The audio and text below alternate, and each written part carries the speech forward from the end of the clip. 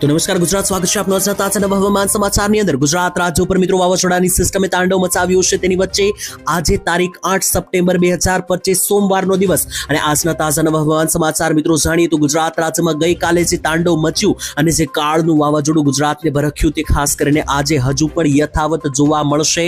તો મિત્રો સિસ્ટમનો ખેલ હજુ પૂરો થયો નથી, સાવધાન થઈ જજો, કારણ કે ગુજરાત રાજ્ય ઉપર કાળ બનેલી સિસ્ટમ હજુ પણ ગુજરાતને છોડવાનું નામ લઈ રહી નથી, જેની વચ્ચે મિત્રો હવામાન સમાચાર આવ્યા છે। શાળા કોલેજોમાં રજા જાહેર કરી દેવામાં આવી છે, ત્યારે ગઈકાલે મિત્રો 2 થી 3 લોકોના મૃત્યુ થયા છે। તો ઉત્તર ગુજરાતમાં પહાડ પણ તૂટ્યું છે, નદીઓ બે કાંઠે થતા રાજ્યમાં પૂરની પરિસ્થિતિઓ સર્જાઈ છે। ટૂંકમાં કહું તો ગુજરાત રાજ્યમાં હાહાકાર મચી ગયો છે, ત્યારે આજનો દિવસ પણ ગુજરાત માટે ખતરાથી ખાલી થવાનો નથી।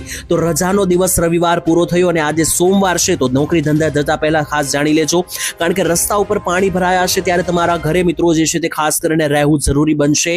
અને મિત્રો ખાસ તો તમને જણાવી દઉં તો આજે પણ ગુજરાત રાજ્યમાં કડાકા ભડાકા સાથે ધોધમાર અતિ ભારે વીજળી સાથેના વરસાદો જોવા મળવાના છે। અને બીજા નંબર ઉપર સૌથી મુખ્ય અને સૌથી કામની વાત, જી હા દર્શક મિત્રો, વાવાઝોડું જે ગઈકાલે આખા ગુજરાતમાં ધમાલ મચાવી, ત્યાર પછી આજે મિત્રો આ વાવાઝોડું ક્યાં વળ્યું છે? રાત્રિ બાદ મિત્રો હવે આજનો દિવસ શરૂ થયો સોમવારનો, તો આજે આ વાવાઝોડાની દિશા કઈ બાજુની છે, અત્યારે વાવાઝોડું લાઈવ ક્યાં છે અને ગુજરાત રાજ્યના એ કયા કયા જિલ્લા છે કે જ્યાં આજે અસર પહોંચાડવાનું છે, આ બધી જ માહિતી એક પછી એક મારે તમને જણાવવાની છે। અને ગઈકાલે ગુજરાત રાજ્યમાં જે તબાહી જોવા મળી રવિવારની દિવસે તેના ફોટા, તેના વિડીયો, બધી જ માહિતી લઈને આવેલા છે।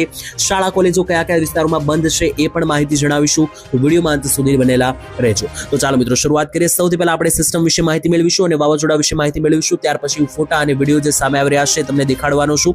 તો પહેલા મિત્રો તમે સિસ્ટમ જોશો તો તમને ખબર પડશે, આ સિસ્ટમ ઓછી અને વાવાઝોડું પણ તમે કહી શકો, કારણ કે 700 HPA લેવલે હું તમને દેખાડી રહ્યો છું। તેમાં તમે જોશો તો આ લાઈવ તમે જોઈ શકો મિત્રો કે આ વાવાઝોડું એટલું પહોળું પડી ચૂક્યું છે કે હવે મિત્રો આ એક રાજ્ય નહીં, 3 થી 4 રાજ્ય અને 2 દેશને સાંપડીને અત્યારે ધમરોળી રહ્યું છે। કયા કયા 2 દેશો છે મિત્રો? પહેલા તો ભારત, અને આ ભારતની બોર્ડર પછી આ બાજુનું પાકિસ્તાન, એટલે કે મિત્રો આ વાવાઝોડું અત્યારે આ ભારત અને પાકિસ્તાનની બોર્ડર ઉપર આવી ચૂક્યું છે।